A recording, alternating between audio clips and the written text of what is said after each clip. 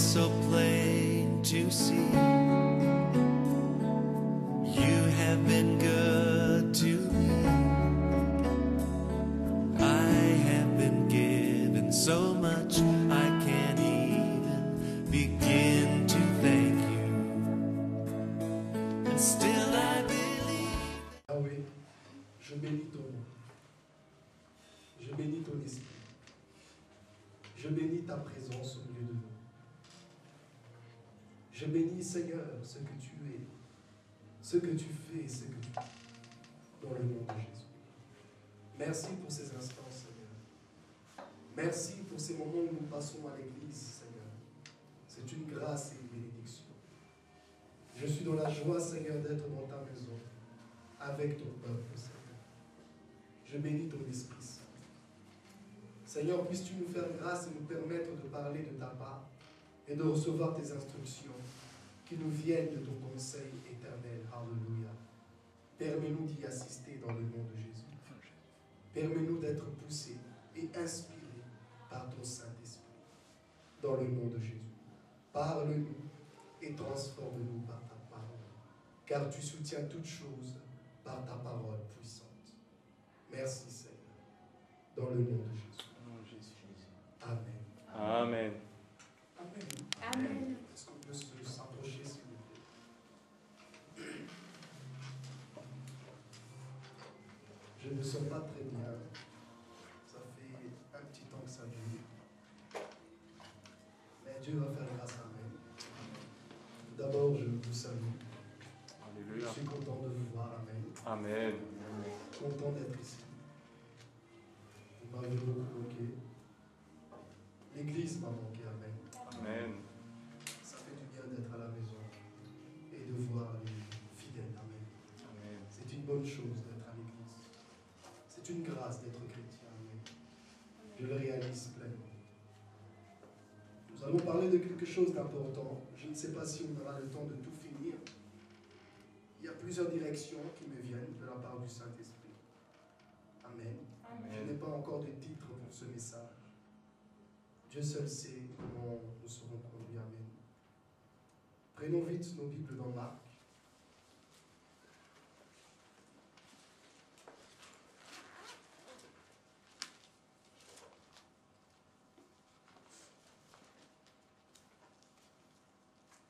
Marc chapitre 8, verset 23. 22 d'abord. Ils se rendirent à Bethsaïda et on amena vers Jésus un aveugle qu'on le pria de toucher. Il prit l'aveugle par la main et le conduisit hors du village. Puis il lui mit de la salive sur les yeux, lui imposa les mains et lui demanda s'il voyait quelque chose. Il regarda et dit, j'aperçois les hommes, mais j'en vois comme des arbres, et qui marchent. Jésus lui mit de nouveau les mains sur les yeux. Et quand l'aveugle regarda fixement, il fut guéri, et vit tout distinctement. Alors Jésus le renvoya dans sa maison en disant, n'entre pas au village. Alléluia. Amen. C'est une grâce que nous allons entendre aujourd'hui. Amen. Amen. Les amis, ça arrive d'être chrétien, d'être croyant, enfant de Dieu, de connaître Jésus, de le voir, de l'entendre, de le servir même.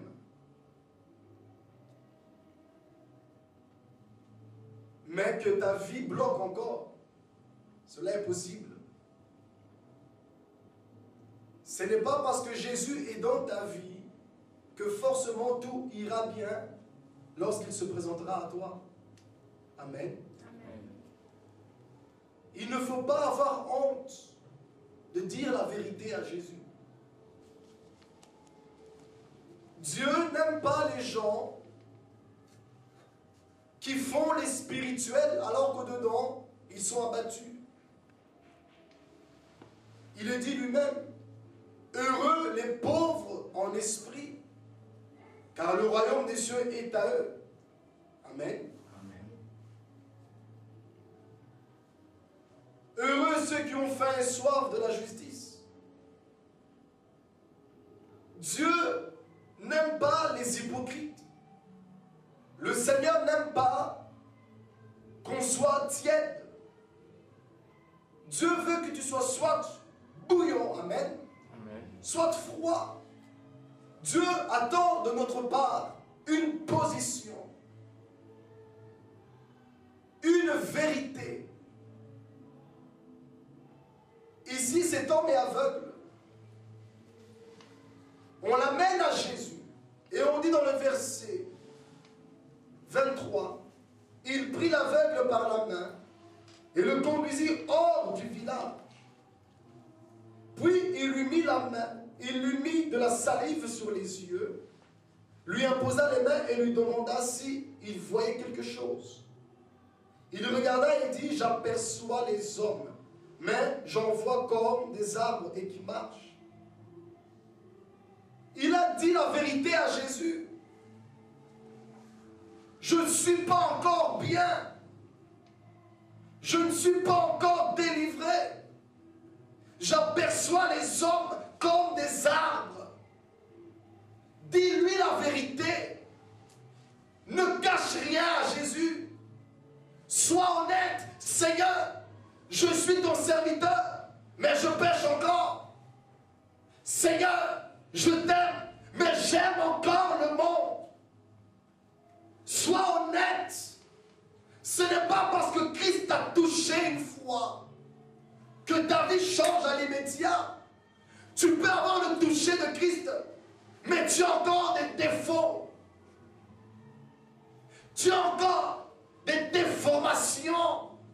Tu n'es pas encore arrivé à la perfection.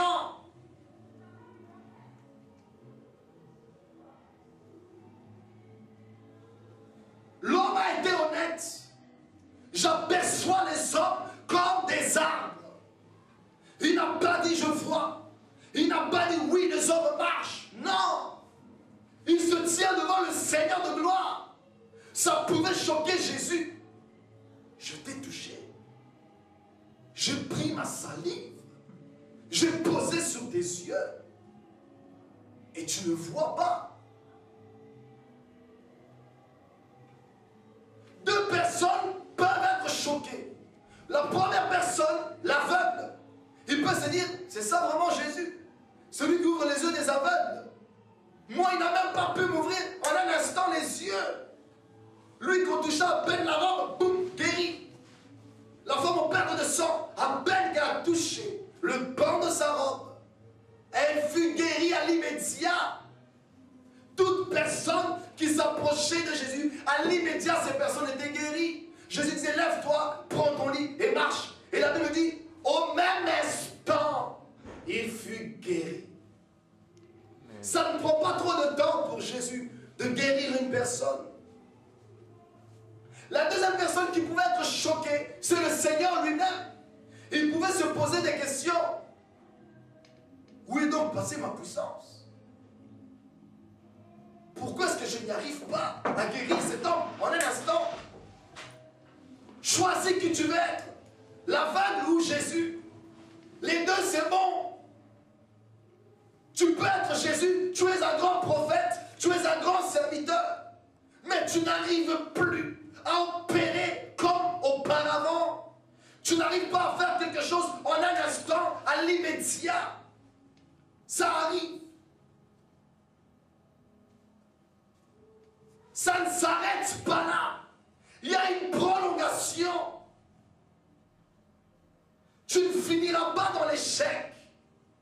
Tu ne finiras pas dans le blocage. Alléluia. L'histoire ne s'est pas arrêtée Yes. là. Amen. Jésus n'a pas baissé les bras. Ne baisse pas les bras. Si tu prends les coups, ça ne va pas marcher. Ça marchera. Amen. Baisse pas les bras. C'est le message que l'Éternel Dieu a déposé dans mon cœur pour aujourd'hui. Alléluia. Gloire à l'agneau. Ne baisse pas les bras. Amen. Il y a quelque chose en toi Wow. Il y a la grandeur de Dieu en toi. Il y a une capacité en toi.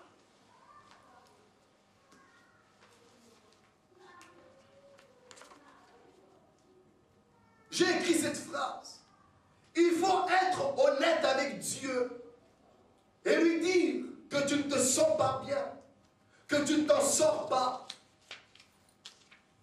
Il te faut ce qu'on appelle une deuxième touchée. Amen.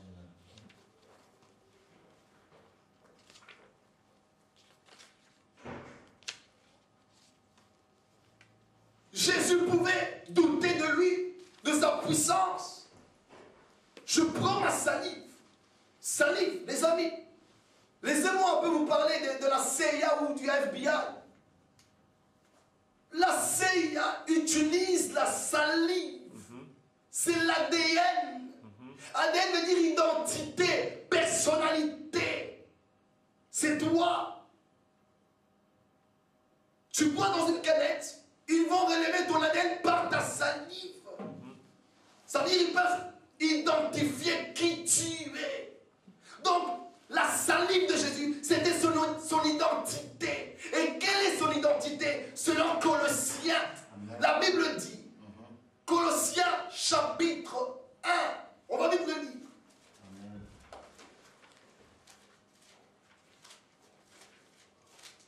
Alléluia.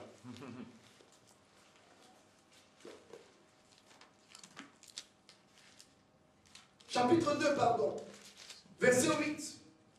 Prenez garde que personne ne fasse de vous sa proie par la philosophie et par une vaine tromperie. Alléluia.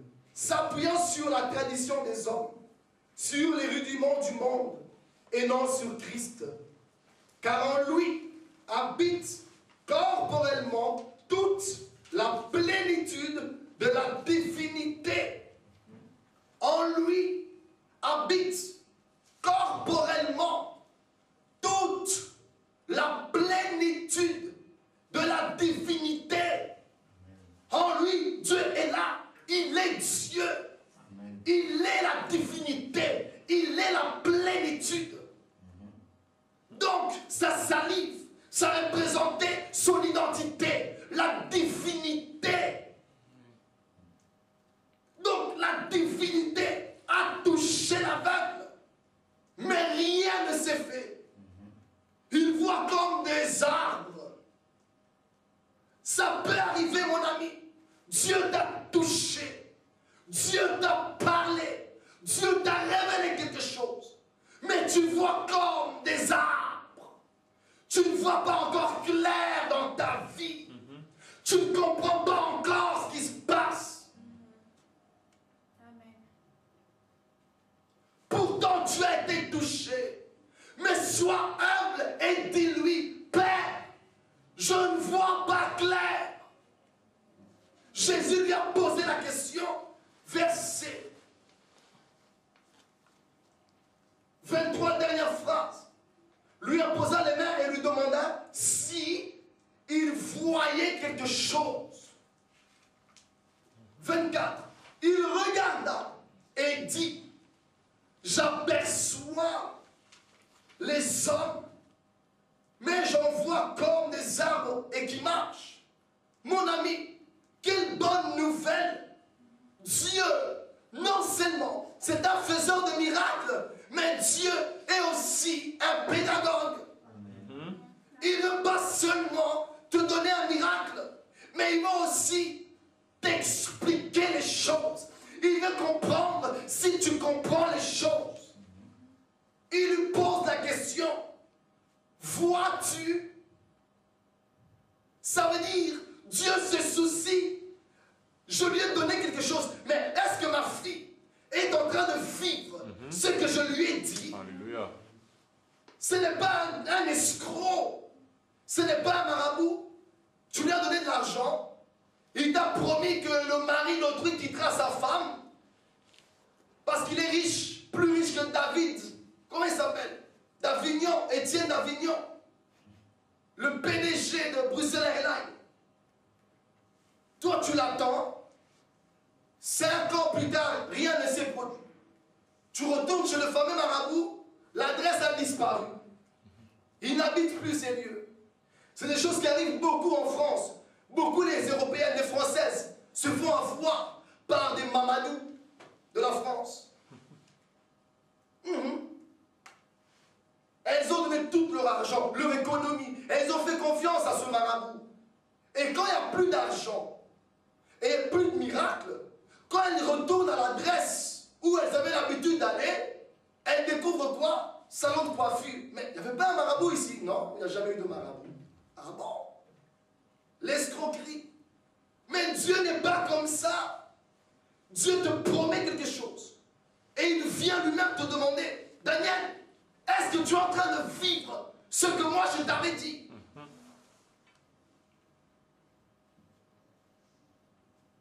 Dis-lui, sois honnête avec Dieu. Seigneur, je ne vis pas ce que tu m'as promis. Je ne vois pas ce que tu m'as promis. Je vois le contraire. Je vois comme des arbres. Tu m'as promis la richesse, mais je vois la pauvreté. Tu m'as promis une femme, je suis célibataire. Je ne vois pas clair, Seigneur. Dieu aime qu'on voit clair. Dans Jérémie, que vois-tu, Jérémie?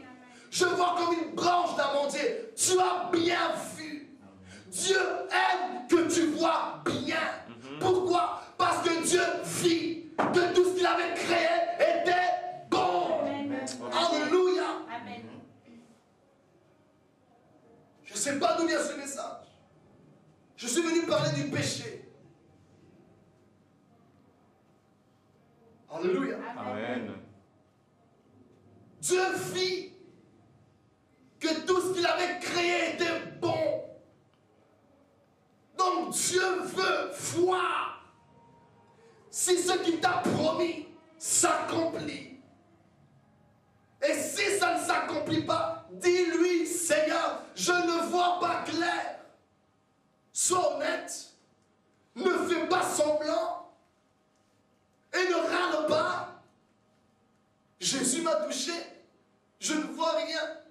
Oh, oh, oh. Tu étais le roi des rois, le Seigneur des seigneurs. Tu as ouvert les yeux de Bartimée. Mais pourquoi pas moi? Non! Il est juste là en face de toi. Pendant que tu vas comme des arbres, il n'est pas loin. Il est là. Dans tes troubles, wow, dans ton tourbillon, dans tes doutes, dans tes peurs, dans tes frayeurs, dans ton handicap, il est là. Alléluia. Il est là. Amen. C'est ça la bonne nouvelle. Dieu est là avec toi dans ton problème. Alléluia. Il est même là pour te rassurer qu'il est là. Il te dit, est-ce que ça va? Yes. Alléluia. Voilà le message. Est-ce que ça va? Amen. Ah!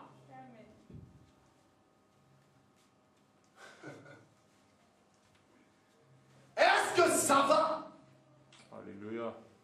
Tu t'en sors ou pas? Ça, c'est quelqu'un qui se soucie de toi. Christ prouve qu'il n'est pas un charlatan. Tiens ma salive, salut. Et puis tu te rends compte, tu n'es pas guéri. Mais il est passé où Jésus? Il est dans les montagnes, il est au firmament, il a disparu. Non, il restera là jusqu'à ce que ton problème parte. Alléluia. Yes. Il ne partira pas. Il a dit, je serai avec vous jusqu'à la fin du monde. Yes. Alléluia. Ça va, Gloria? Amen. Ça, c'est la parole de Dieu. Une parole qui fortifie. Dieu n'est pas un charlatan.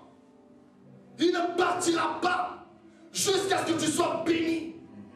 Amen. Il ne partira pas. Il ne s'enfuira pas. Il n'a pas fait demi-tour face à la croix. Il a essayé de dire, Père, éloigne de moi si cela est possible, cette coupe. Mais il a compris, non, je dois la boire. Amen.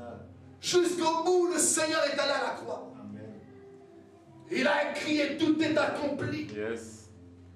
Jésus ne partira pas. Jésus ne t'abandonnera pas. Jésus ne te fera pas croire à un soi-disant miracle, mais que tu ne vois pas. Non. Il est là. Sois rassuré. Tremble pas. Ne doute pas. Il est là. Et lui-même te demande aujourd'hui, est-ce que ça va? Est-ce que tu vis ce que j'ai promis? Est-ce que tu vis des choses que mon serviteur brèche? Est-ce que tu vois? Il ne faut pas mentir Dieu. Il faut lui dire la vérité. Il ne faut pas faire un zèle excessive. Non. Je vois dans la foi et tu sautes. Non. Ne sois pas agité. Sois sensé. Sois intelligence et la maturité. Dieu ne demande pas aux gens d'avoir un zèle excessif, un zèle amer. Non. Dieu veut des gens honnêtes. Sois honnête. Tu ne blesseras pas Jésus parce que tu lui as dit, Seigneur, ton miracle, je ne l'ai pas vu. Tu ne vas pas le blesser. Parce que c'est lui qui te demande, est-ce que tu vois? Alléluia. Amen. 24. 23, dernière phrase. Lui imposa les mains et lui demanda s'il voyait quelque chose. Voilà. Ça aussi, celui qui a en lui les dons de miracle doit maîtriser ces choses. Tu n'as pas le droit de faire espérer les gens. Dieu te frappera si tu fais ça. Une personne est venue à toi. Non, le pire, on va relire le verset 22. Ils s'en rendirent à Bethsaïda et on amena vers Jésus un aveugle qu'on le pria de toucher. Qu'on pria de toucher. On est toujours dans Marc, chapitre 8, verset 22. On a amené à Jésus un aveugle qu'on pria à Jésus de toucher. Ça, c'est un cours pour ceux qui ont les dons de la guérison et le ministère de la délivrance. On amène quelqu'un à toi. On espère, parce que les gens savent que tu as un don, que tu peux guérir les gens, que tu peux délivrer les gens. On te prie de les toucher. Ce n'est pas une obligation. Tu n'es pas obligé d'accepter. Ils n'ont pas pris la personne et on l'a balancé chez Jésus. Non, on l'a prié. Ça veut dire, s'il te plaît, est-ce que tu peux? Est-ce que tu veux bien? Pourrais-tu? Accepterais-tu? Amen. Amen. 23, il prit l'aveugle par la main. Il est d'accord. Il a pris l'aveugle. Donc quand tu amènes quelqu'un de malade et que tu prends cette personne pour lui imposer tes mains, ça veut dire que tu es d'accord. Amen. Amen. Ça veut dire que tu veux aider cette personne. Tu t'es engagé. Personne t'a forcé. Amen. Amen. Personne t'a mis une arme au front. C'est ta décision. On montre par là que la délivrance, ce n'est pas une obligation. L'homme de Dieu doit être concerné. L'homme de Dieu doit se sentir prêt. Amen. Amen. Amen. Il doit sentir la chose monter en lui. Christ, yes. Quand la femme aux pertes de sang s'est approchée pour le toucher en secret, Alléluia. il dit, j'ai senti une force me quitter. On va vite lire ce passage. Pasteur Harry, trouve-le s'il te plaît. Pour les gens qui ne savent pas de quoi je suis en train de parler. Lis-le à haute voix, s'il te plaît. Qui aime ce message? Amen. Qu'il crie Alléluia. Alléluia. Encore Alléluia. Alléluia.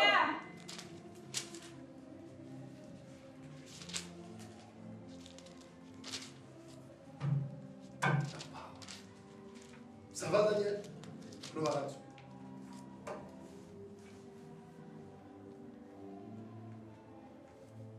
Tu ne trouves pas? Vas-y. C'est Luc chapitre 8, verset 43. Je lis au nom de Jésus. Amen. Or, il y avait une femme atteinte d'une perte de sang depuis 12 ans et qui avait dépensé tout son bien pour les médecins sans qu'aucun ait pu la guérir. Elle s'approcha par derrière et toucha le bord du vêtement de Jésus. Au même instant, la perte de sang s'arrêta et Jésus dit « Qui m'a touché ?» Comme tous s'en défendaient, Pierre et ceux qui étaient avec lui dirent « Maître, la foule t'entoure et te presse et tu dis « Qui m'a touché ?» Mais Jésus répondit « Quelqu'un m'a touché, car j'ai connu qu'une force était sortie de moi. » La femme, se voyant découverte, vint toute tremblante se jeter à ses pieds et déclara devant tout le peuple pourquoi elle l'avait touché et comment elle avait été guérie à l'instant. Jésus lui dit « Ma fille, ta foi t'a sauvée, va en paix. » Amen. Amen.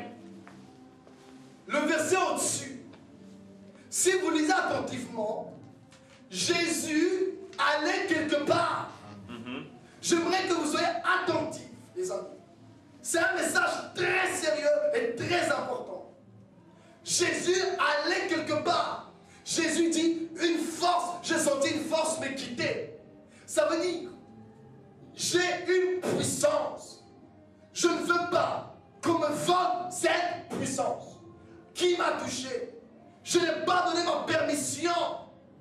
Qui m'a touché? Et les apôtres disent, mais Seigneur, on est plus de 800 000.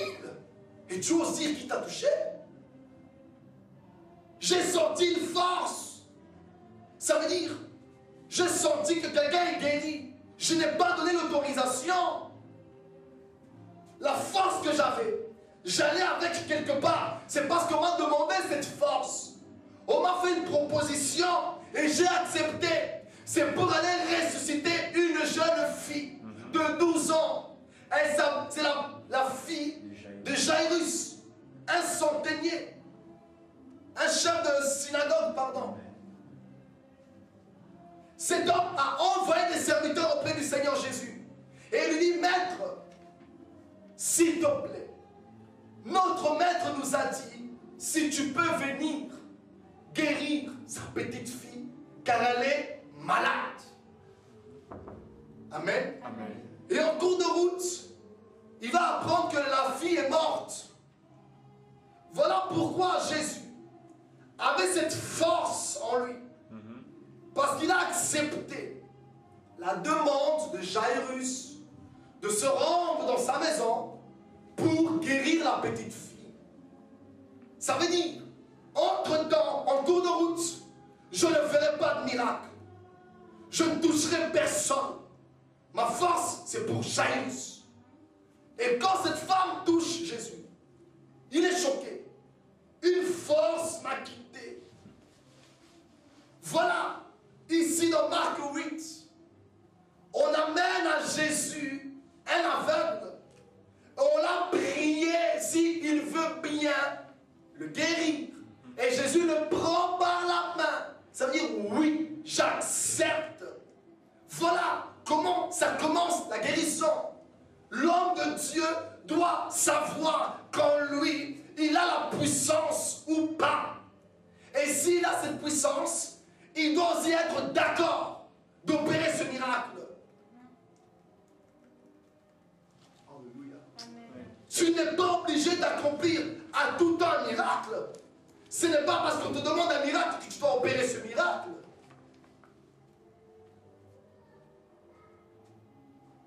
Alléluia. Je ne sais pas d'où vient ce message. 23. Il prit l'aveugle par la main et le conduisit hors du village.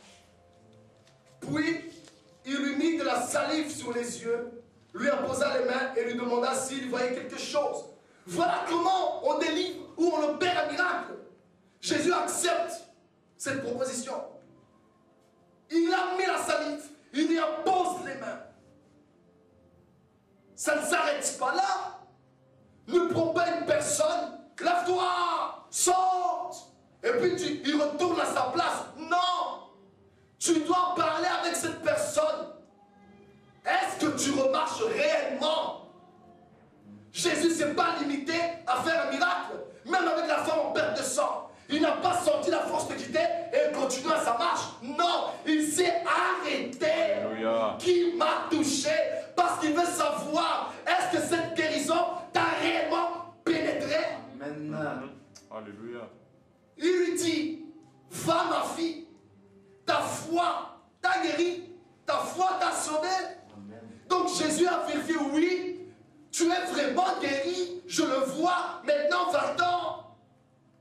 Tu ne peux pas renvoyer quelqu'un si tu ne l'as pas guéri alors que tu t'es engagé.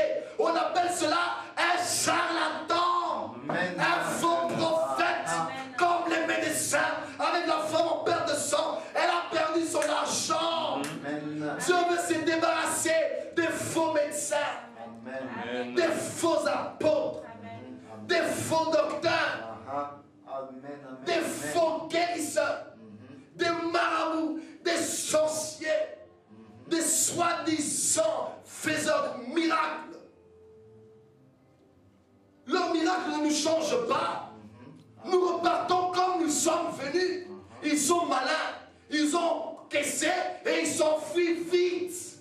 Parce qu'ils savent, si on reste près de trop longtemps, on va découvrir, je vois comme des arbres. Alléluia. Voilà pourquoi ils seront confondus. Ils doivent fuir à l'immédiat. Amen. D'abord, ils doivent encaisser l'argent. Ensuite, ils prophétisent. Alléluia. Oh. Or, Christ, pas question. Il a fait le miracle et il pose la question. Yes.